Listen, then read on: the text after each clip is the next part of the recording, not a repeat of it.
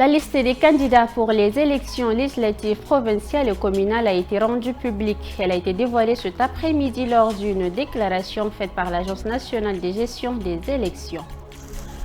La crue des fleuves Chari et le Gaune oblige les pêcheurs à s'adapter. Ils se sont repliés vers les canaux de drainage et les berges des fleuves pour continuer à pêcher.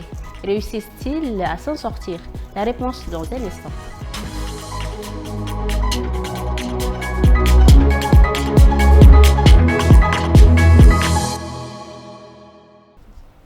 Bonsoir à tous et bienvenue à cette édition d'information. L'Agence nationale de gestion des élections a publié ce 12 novembre les listes provisoires des candidats pour les élections législatives provinciales et communales du 29 décembre prochain.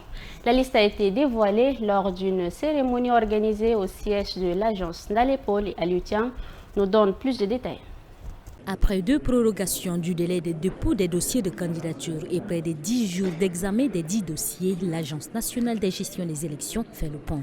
Pour les législatives, sur 718 listes déposées pour 1321 candidats présentés par 179 partis ou regroupements de partis politiques, 1274 candidatures ont été jugées conformes et retenues.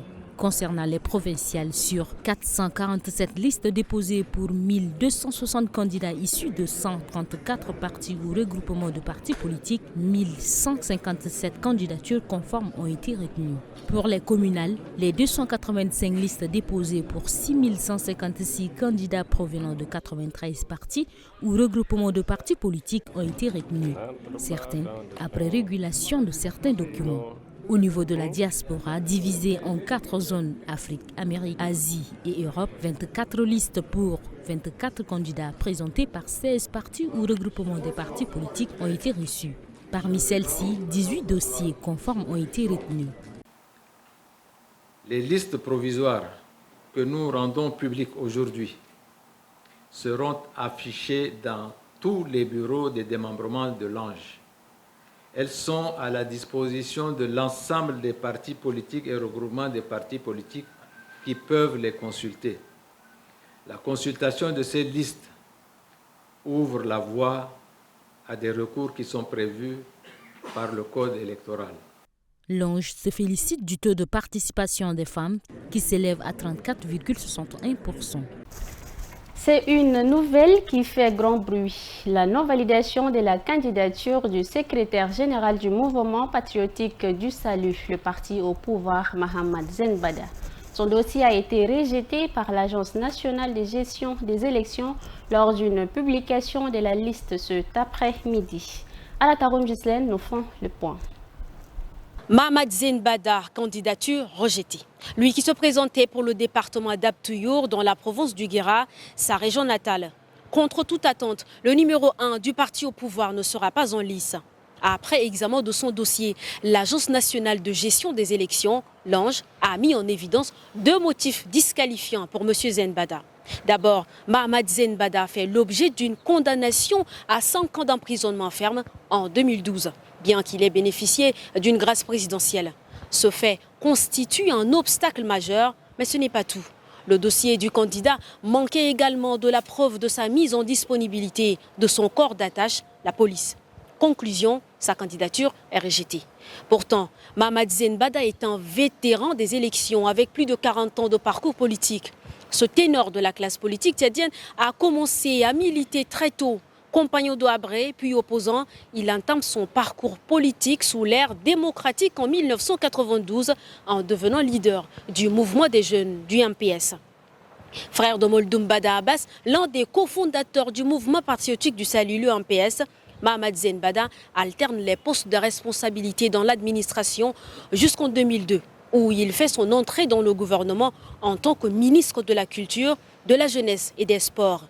Il prend ensuite en charge le ministère de la décentralisation en 2004, avant d'être nommé ministre de l'Intérieur en 2005. Entre 2016 et 2021, Mohamed Zenbada est secrétaire général du mouvement patriotique du salut, le MPS, et en parallèle, il préside le cadre national de dialogue politique, CNDP. Lors des 2 dernières élections présidentielles, Zenbada a été directeur de campagne. En 2021, il a contribué à l'élection du maréchal Idriss Déby Itno. Puis, le 25 mars 2024, Mahamat Zine Bada est désigné directeur national de campagne du président sortant, Mahamat Idriss Déby Itno, candidat de la coalition pour un Tchad uni lors de l'élection de mars 2024. Mahamat Idriss Déby l'emporte dès le premier tour selon les résultats. Le rejet de la candidature de Zine Bada aux législatives de décembre 2024 constitue une surprise pour beaucoup. À Doba, dans le cadre de la formation en nutrition, l'ONG Santé, Nutrition et Résilience a organisé du 11 au 13 novembre une session de formation au Centre diocésain de formation permanente de Doba. Cette session, destinée aux agents de l'État, vise à renforcer les capacités des fonctionnaires venus de 6 départements. Reportage une fois de plus à la Taroum Gisli. Cet atelier de formation vise à renforcer les capacités des fonctionnaires et agents de l'État des différents services déconcentrés venus des 6 départements ainsi que des délégués provinciaux sur la connaissance des ressources alimentaires et nutritionnelles. Le président de l'ONG Sahel Santé, Nutrition et Résilience, Sansan, dimanche a indiqué que chaque année, notre pays perd 9,5% de son PIB, produit intérieur brut, à cause de la malnutrition, avant de souligner les effets néfastes de ce fléau sur la vie humaine. La malnutrition provoque aussi ce qu'on appelle des effets cognitifs ou des déficiences cognitives. Alors, je vais expliquer en mots simples ces déficiences cognitives. C'est que la personne perd ses facultés de création et les facultés surtout de création. La personne peut exécuter, mais elle ne peut pas créer. Et du coup... La déléguée provinciale à l'agriculture du Logone-Oriental, Ouya Odile, salue l'initiative de l'ONG Sahel Santé, Nutrition et Résilience. Selon elle, ce cadre va permettre aux participants d'avoir une vision élargie dans le domaine de la nutrition. Elle appelle également les participants à être actifs et assidus. Au cours de cet atelier, nous aborderons des thématiques essentielles qui visent à améliorer nos connaissances et nos pratiques de maîtrise de nutrition sensible et spécifique. Dans la continuité de cet atelier, les responsables des différents services de santé publique de la province du Logone-Oriental suivent quant à eux une formation d'une durée de 8 jours. Rassem Mordim Leila nous fait le résumé de quelques informations compilées. Donc l'actualité en bref, ce mardi, le Premier ministre Alamaya Lina a reçu une délégation des Nations Unies dirigée par Abdou Abari, représentant spécial du secrétaire général pour l'Afrique centrale. Les discussions ont porté sur la situation sécuritaire préoccupante dans la région du lac Tchad, marquée par les attaques de Boko Haram, ainsi que sur les défis posés par les inondations affectant le pays. Le représentant des Nations Unies a réaffirmé le soutien indéfectible de l'ONU au Tchad, soulignant l'importance d'une coopération étroite pour faire face à ces crises. Ce 11 novembre, lors de la COP29, les pays ont adopté de nouvelles règles de l'ONU pour réguler le marché des crédits carbone, marquant une avancée importante pour le respect des engagements climatiques. Erika Lennon, experte en droit environnemental, a salué cette initiative tout en exprimant des réserves sur le manque de transparence dans son élaboration. Ces règles visent à établir un mécanisme prévu par l'accord de Paris de 2015, bien que certains détails demeurent à préciser. Les crédits carbone issus de projets réduisant les émissions de gaz à effet de serre permettent aux pays, notamment ceux à forte pollution, de compenser leurs émissions en achetant des crédits à d'autres nations.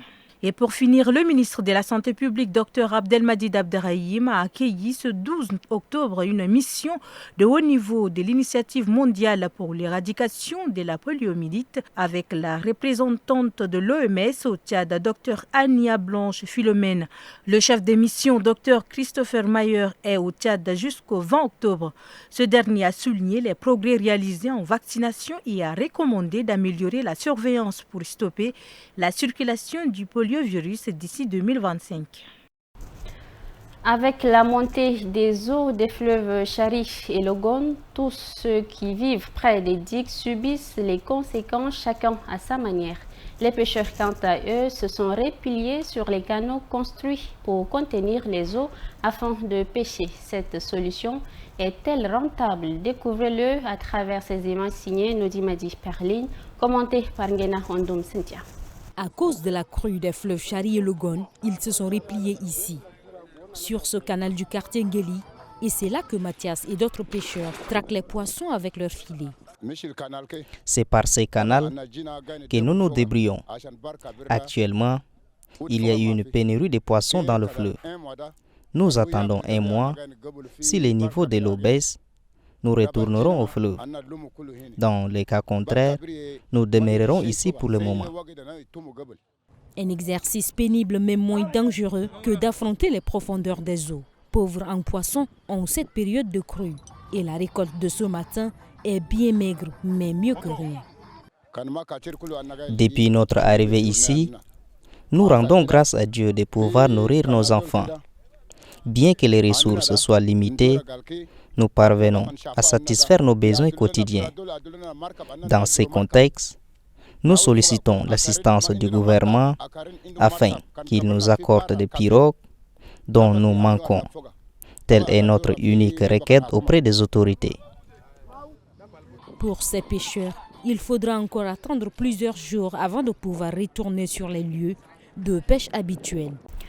En sport, la Ligue de football professionnel de N'Djamena et la Société tchadienne des Jeux et loisirs Paris et Catch ont signé ce 12 novembre une convention de partenariat visant à dynamiser le football local.